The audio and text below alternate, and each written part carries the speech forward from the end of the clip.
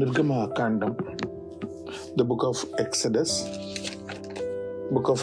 chapter 24, 24వ అధ్యాయం 18వ వచనం. The book of Exodus chapter 24 verse 18. And Moses went into the midst of the cloud and get him up into the mount. And Moses was in the mount 40 days and 40 nights. ఈ 40 దినాల ఉపవాస ప్రార్థన సంఘంగా మనము మొదలు పెట్టుకున్నాము. నిన్నటి దినాన మనము అసలు లెంట్ అన్న మాట ఎక్కడి నుంచి వచ్చింది, ఇప్పుడు ఈ హ్యూమన్ ట్రెడిషన్స్ అనుకుంటున్న దానికన్నా ముందు నుంచే, అపోస్తలు ఉన్న సమయం నుంచే ఈ 40 దినాల ప్రార్థన ఏ విధంగా ప్రారంభమైంది అని కొన్ని విషయాలు మనం ధ్యానం చేసుకుంటూ వచ్చాము. మనము చేసేది హ్యూమన్ ట్రెడిషన్స్ లాగా కాదు, శిలువ ధ్యానాలు కాదు, కానీ ఈ 40 దినాలు it is for something new అని మనం ఆలోచన చేయటం మొదలు పెట్టాం. 159 అకరెన్సెస్ ఆఫ్ నంబర్ 40 ఉంది అని కొన్ని విషయాలు నిన్న ధ్యానం చేసుకున్నాం. అయితే నోవా టైంలో, ఆదికాండం నుంచి మనం చూసాము 7వ అధ్యాయంలో, నోవా టైంలో ఏ విధముగా అయితే రెన్యూవల్ ఏర్పడింది 40 డేస్ తర్వాత, ఆ రెన్యూవల్కి కారణం ఆ 40 డేస్లో ద క్లెన్జింగ్ హ్యాపెండ్ అని మనం నేర్చుకున్నాం. Renewal happens because of cleansing. In this 40 days, ఈ 40 దినాలు we need to be cleansed from our own worldliness, filthiness, unrighteousness అని కొన్ని విషయాలు మనం ధ్యానం చేశాం. అయితే ఈరోజు మోషే జీవితం నుంచి ఇంకొక ముఖ్యమైన మాట మనము ఆలోచన చేయడానికి ప్రయత్నం చేద్దాం. మోషే ఆయన దేవుని సన్నిధిలో పర్వతము మీద 40 రాత్రులు 40 పగళ్ళు అలాగా 2 సార్లు ఉన్నట్లు మనకు దేవుని యొక్క వాక్యం మనకు తెలియజేస్తుంది. మోషే జీవితాన్ని ఒకసారి మనం పరిశీలన చేస్తే 40 is like his అంటే the whole life is in the numbers of 40 అని చెప్పుకోవచ్చు.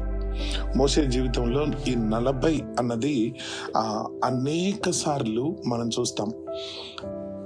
మొదటి 40 సంవత్సరాలు అతను ప్యాలెస్ లో పెరిగాడు.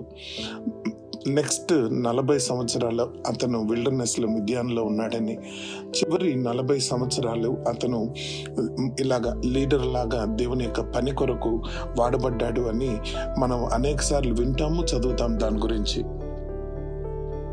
నిర్గమకాండం 7వ అధ్యాయం 7వ వచనంలో మనం ఒకసారి చూస్తే, ప్రభువు యొక్క పిలుపు పొందుకున్న తర్వాత, ఆ సీనాయి పర్వతం మీద బర్నింగ్ బుష్ దగ్గర ప్రభువు యొక్క పిలుపు అందుకున్న తర్వాత ఫరో దగ్గరకు వచ్చి నిలబడినప్పుడు అతని వయస్సు 80 సంవత్సరాలు అని వ్రాయబడింది.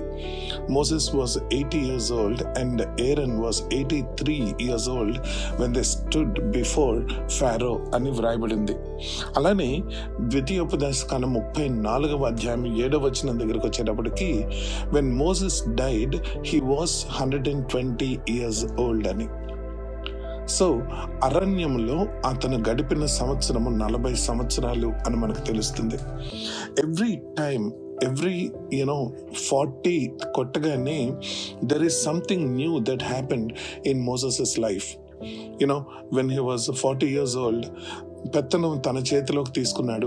దేవుని మాట, దేవుని యొక్క వాక్య ప్రకారము, దేవుని యొక్క స్వరము అనుసరించి చేయకుండా అతను తన స్వంత నాలెడ్జ్ తోటి చేయడానికి ప్రయత్నం చేశాడు.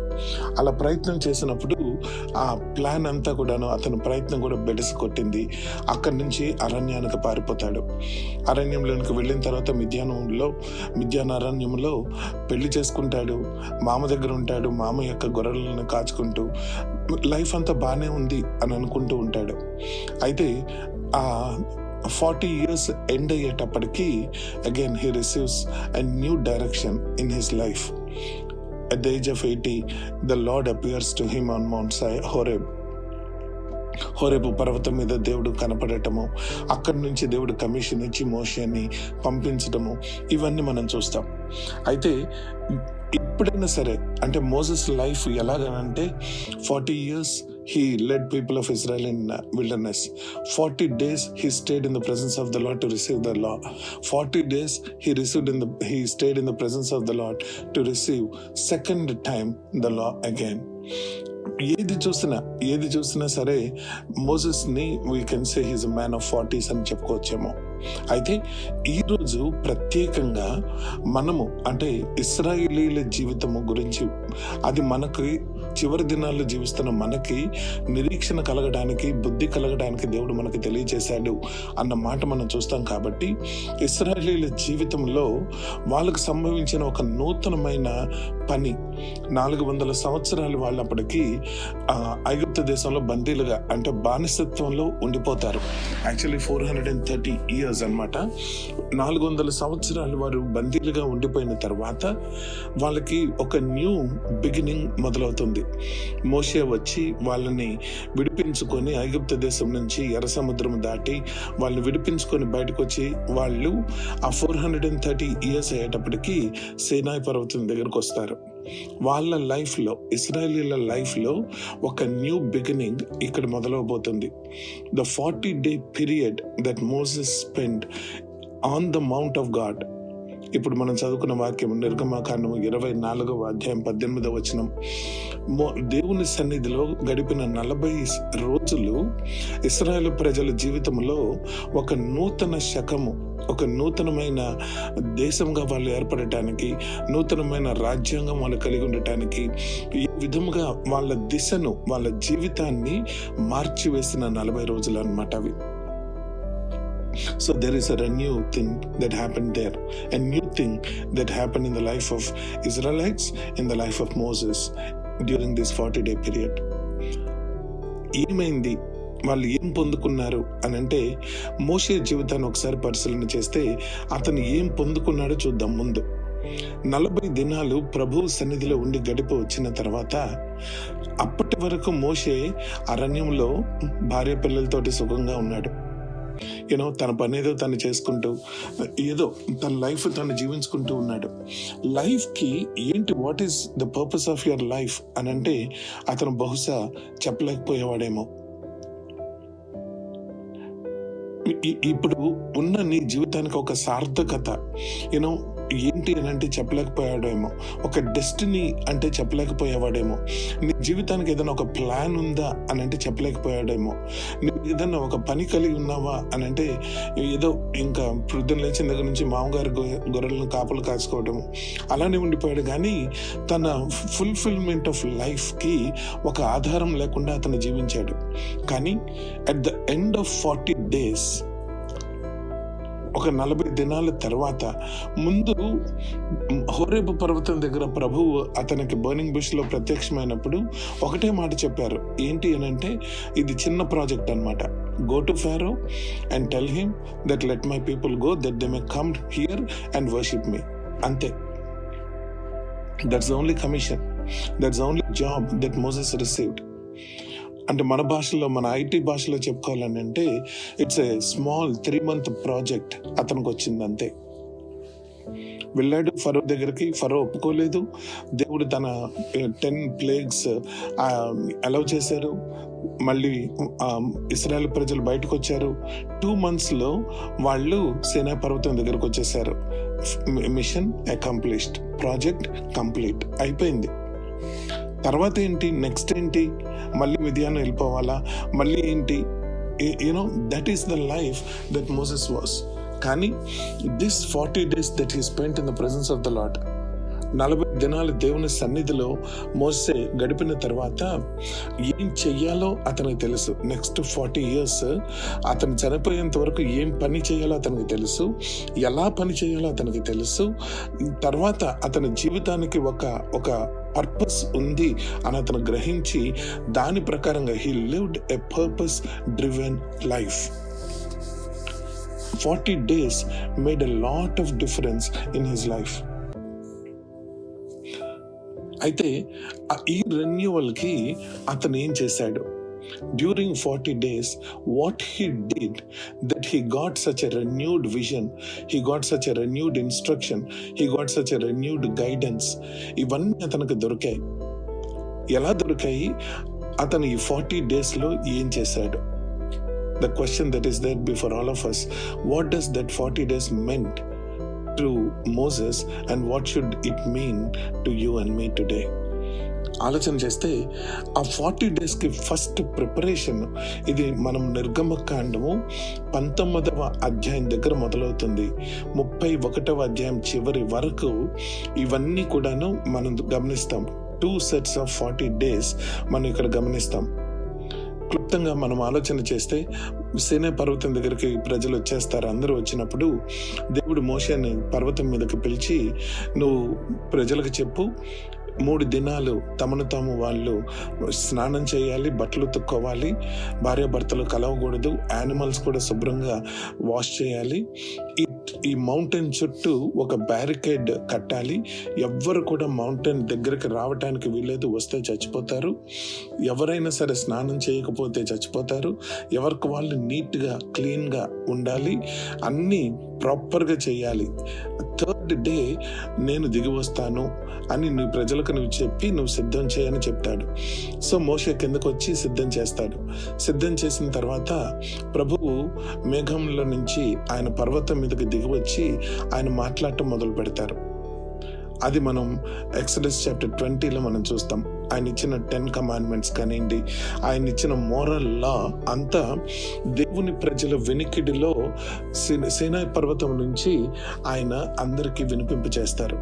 ఆ స్వరాన్ని విని వాళ్ళందరూ భయపడి, మాకు ఆయన స్వరము వినక్కర్లేదు, నువ్వు విను చాలు అని చెప్తారు.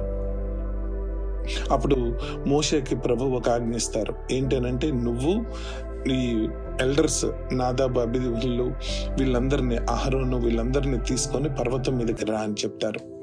పర్వతం మీదకి వెళ్ళిన తర్వాత వాళ్ళందరినీ ఒక చోట విడిచిపెట్టి నువ్వు జాషువా పైకి రండి అని అంటారు. పైకి వచ్చిన తర్వాత 6 days అక్కడ వేచి ఉంటారు. తర్వాత మోషే ఒక్కడిని దేవుడు తన సన్నిధికి రమ్మని పిలుస్తాడు. పిలిచి అక్కడ 40 days ఉండి, ఆ 40 daysలో అతను దేవుని యొక్క ధర్మశాస్త్రము వింటూ ఉంటాడు. దేవుడు తన స్వహస్తాలతో ఆ స్టోన్ టాబ్లెట్స్ మీద ఆ లా అంతా రాసి, మనము చూసే మూవీస్లో ఇదంతా 10 కమాండ్మెంట్స్ ఒకటే రాసినట్టు చూపిస్తారు. కానీ actually the whole law was written on stone tablets by the hand of the Lord and God gave them to Moses.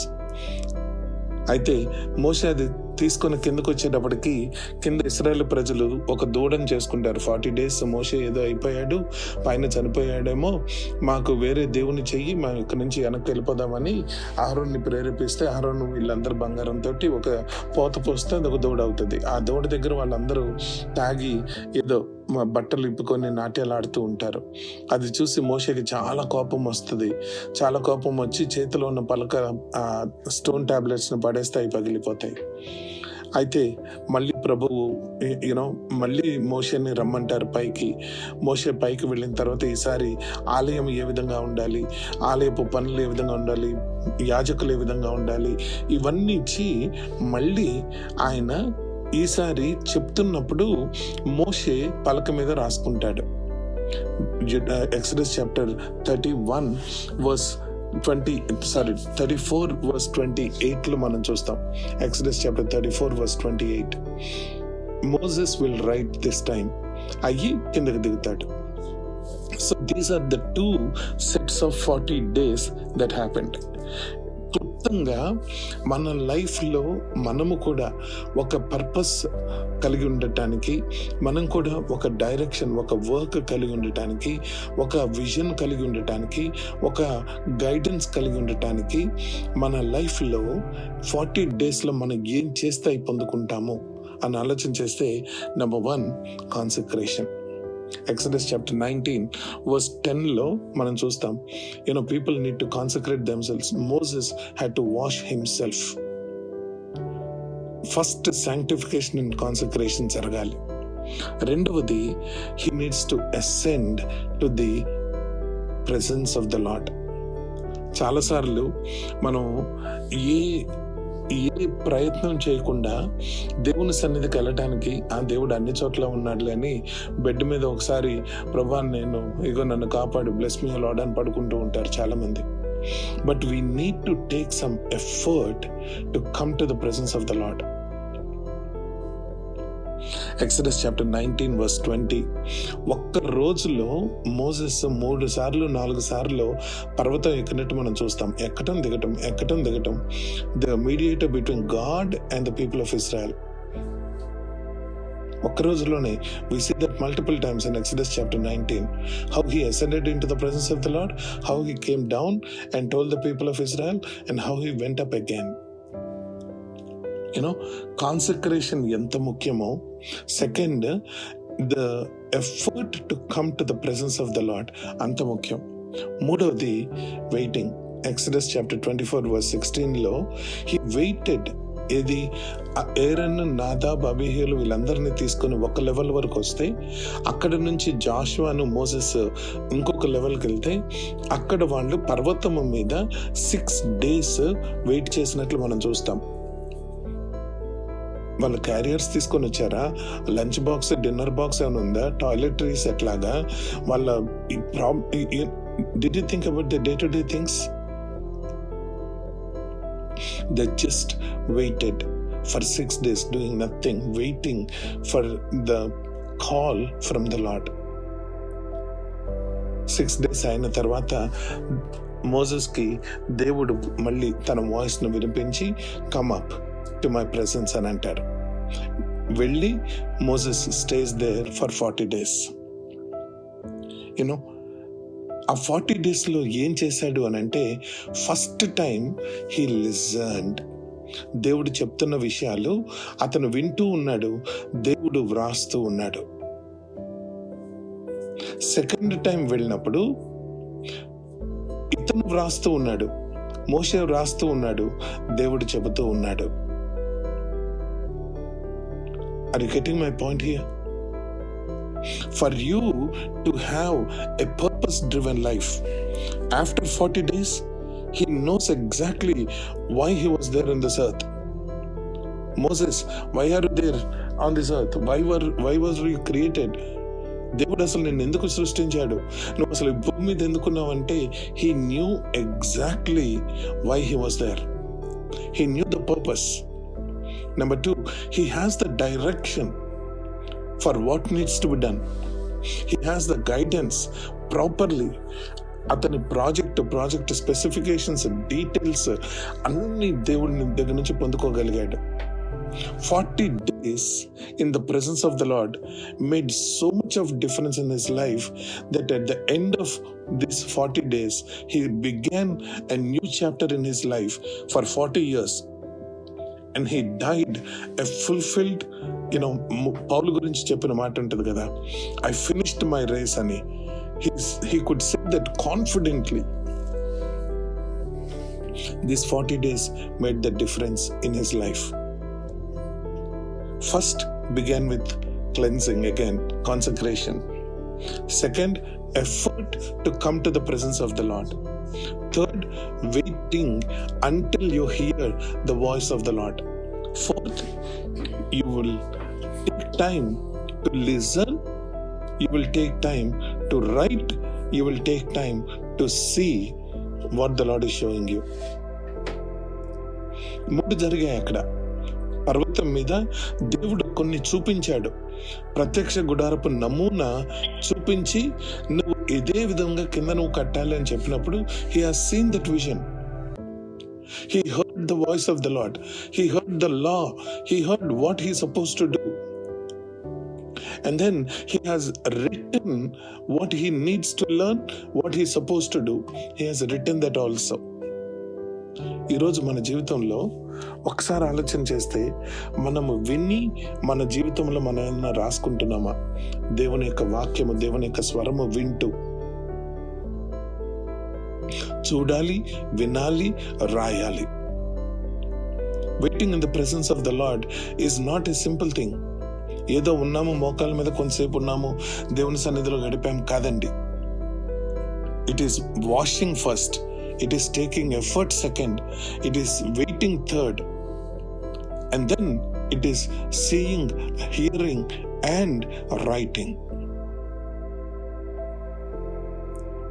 ఈ 40 దినాలు ఒక్కసారి మనల్ని మనం ఆలోచన చేసుకుందాం.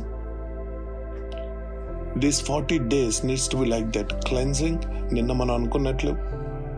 Second, taking that effort to come to the presence of the Lord, waiting to hear the voice of the Lord, seeing, hearing, and then writing, coming out with the specific plan, specific purpose, specific guidance, and then he fulfilled for the next 40 years. దేవుడు మనందరి జీవితంలో కూడా what this 40 days mean అంటే, this is where Moses got a direction.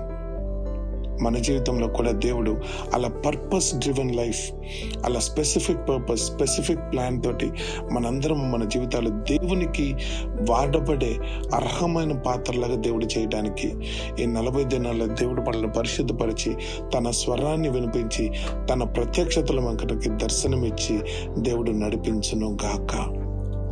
Amen, amen. Praise the Lord. బాగున్నారా? దేవుడు తన వాక్య గ్రంథం నుంచి నేర్పిస్తున్న సంగతులు, గొప్ప గొప్ప మర్మాలు మీతో పంచుకోవడానికి నేను ఇష్టపడుతూ ఉన్నాను. దయచేసి నా యూట్యూబ్ ఛానల్ని మీరు సబ్స్క్రైబ్ చేసుకుంటే ఇమ్మీడియట్గా మీకు వాక్యం చేరే అవకాశం ఉంటుంది. youtube.com and look for Mathews Vattiprolu. Mathews Vattiprolu అని మీరు సెర్చ్ కొట్టినా మీకు దొరుకుతుంది channel. So if you subscribe then it would be easier for us to stay in touch. దేవుడు మిమ్మల్ని ఇంకా బహుగా తన వాక్యంతో బలపరిచి మిమ్మల్ని దీవించును గాక. God bless you.